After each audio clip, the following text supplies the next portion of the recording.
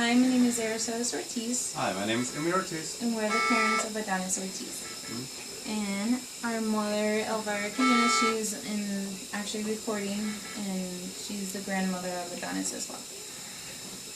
The reason for our video is because we need help making a healthier and safer environment for our son. An overview of his health and everything is he was born with gastroschisis 12/7/10. That's his birthday. And gastroschisis, what it is the intestines on the outside of the abdomen. 5 days after he was born, they ended up finding out that he has a syndrome called short bowel syndrome. Short bowel syndrome is when the intestines are too short and they're not the accurate length as a normal child. The intestines on the outside of his abdomen were actually dead. The inside intestines had never developed because they didn't have enough blood flow. After that, they ended up putting a Broviac line, which is an IV line, into his chest. And unfortunately, after a little while, it started getting multiple infections, and they ended up getting it removed. We did come to Miami. Since we are from Tampa, Florida, we came to Miami on January of 2011 for a transplant evaluation, and that's when they told us that Adonis qualified for a step procedure. A step procedure, what it is a lengthening of the bowel, making the intestines longer than what they are. At that time, he had 64 centimeters of intestines, so his intestines started to grow on their own. But unfortunately, they were only able to extend it to 100 centimeters, which should be enough for a child to function properly, but with Adonis, that wasn't the case. He was able to eat until he got to like 6 months old, and then they stopped his food, nothing by mouth, nothing through his G-tube. And after that, he never wanted to eat again. So till this day, Adonis doesn't eat by mouth. Also, another thing with him is he's actually had 8 Broviac lines since he was born. Adonis has been in the hospital almost his entire life. He's barely been home. The only time, I think maybe in total, he's only been home about 9 months since he was born. And that means a lot because he's going to be 3 now in December. He's been between St. Joseph Hospital in Tampa and here at Jackson Memorial in Miami. He had another step procedure in May of this year, 2013. And when the surgeons went in to do the step procedure, they noticed that his intestines were paper thin. They had to do incision after incision, stitches after stitches to make sure that his intestines were not open. Because they noticed that once they started doing the stitching, they did the one and it opened again. Because his intestines were just so paper thin and just not functioning whatsoever. After that, they gave us the news that he was going to be needing a multivisceral transplant. Multivisceral transplant is a transplant of the intestines, stomach, pancreas, and liver, which he actually got now on December 28th, which was Monday. And as you can see, his openings for his transplant are very large. They go all the way from the top of his chest all the way to the bottom of his groin, and they go completely across his abdomen almost towards his back. What he has up here is his Broviac line, which he's had since June now. This is his 8th Broviac line placed. What he has down here is the drainage for the surgery, and what he has up here is the closing for his G-tube, because he had a G-tube there, and now they finally were able to close it up, praying that it will work. He has a PICC line here in his arm. The reason for the PICC line is to make sure that he gets enough nutrients now that he's had the transplant, and because a lot of his medications aren't compatible. Up here he has his oxygen. Also, he has a reposable tube taking out the rest of the stuff coming out of his stomach, which is up there at the top.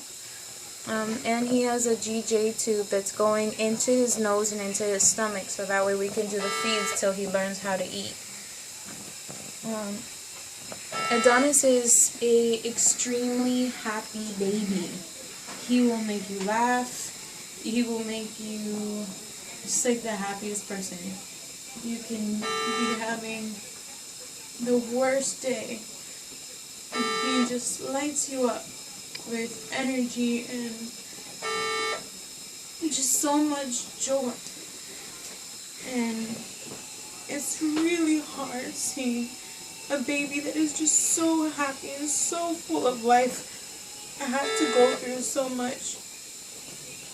And, you know, even you see him here and he's usually always laughing. And he starts mimicking Cookie Monster. He actually likes to play baseball. We put the tee on, and he has his own little baseball bat, and he hits the ball, and he has his own little glove, and he catches the ball really well. We always say he's going to be like the next Yankee player. And he's just such a great baby. And everyone that meets him, I know they fall in love with him instantly. He's just awesome. He's a really big blessing to our family, even though he's gone through a lot. And that's the reason why we have to do this video.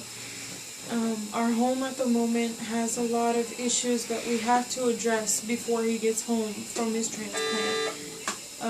Our kitchen has mold because a pipe busted and it then ended up going into the cabinets, and it went in the cabinets and started creating mold, and we just don't have the money to be able to fix it.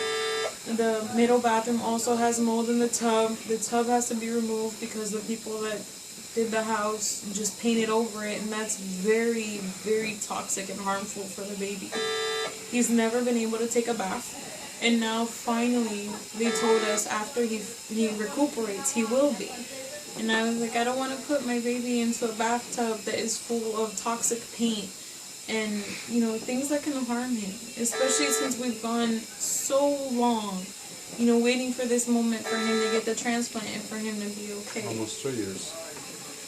You know, now, and the other thing we have is his room it's full of carpet. The carpets are horrible.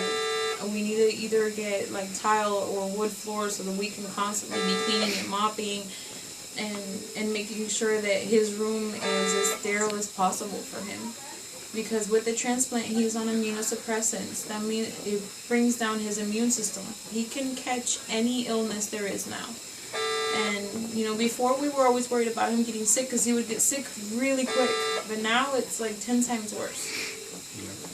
So we want to be able to make our home, you know, livable for our child. We want to make sure that it's sanitary, that, you know, that it's healthy for him, because that's where he spends most of his time.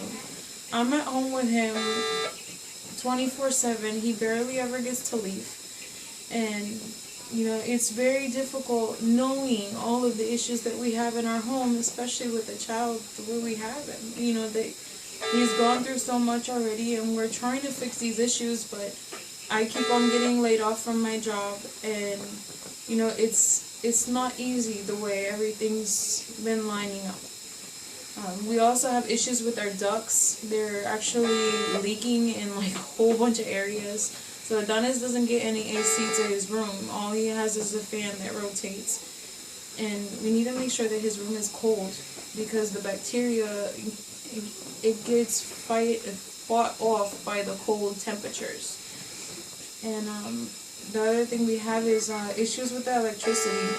The electricity lines in our ceiling or in the roof, they are completely horrible. So that's like another thing that we have to get adjusted.